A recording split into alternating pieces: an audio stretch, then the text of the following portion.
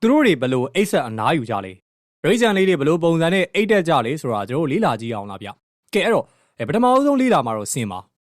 ဒီတော်ရိုင်းစိန်တွေကဘလို့မျိုးအိတ်ဆက်ကြတယ်လဲဆိုရင်တော့မြေပေါ်မှာလင်းရောင်းရင်းနဲ့မိသားစုလိုက်အိတ်ဆက်အနားယူတက်ကြပါရီ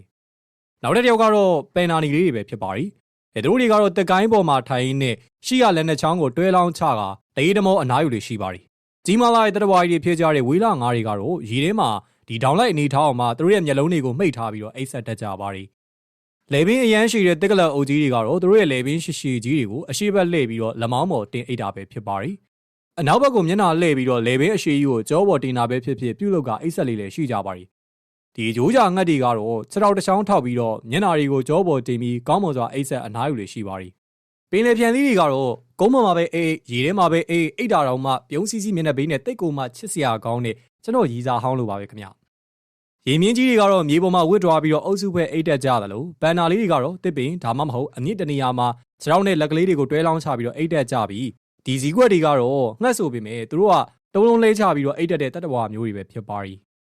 ကျွန်တော်ကတော့သူ့စီကအာဘွားရမှအိတ်တက်တဲ့တတ္တဝါမျိုးပဲဖြစ်ပါရီအဲဒါကြောင့်ခုဆိုရင်တော့မအိတ်ရ3ရက်လောက်ရှိပါပြီ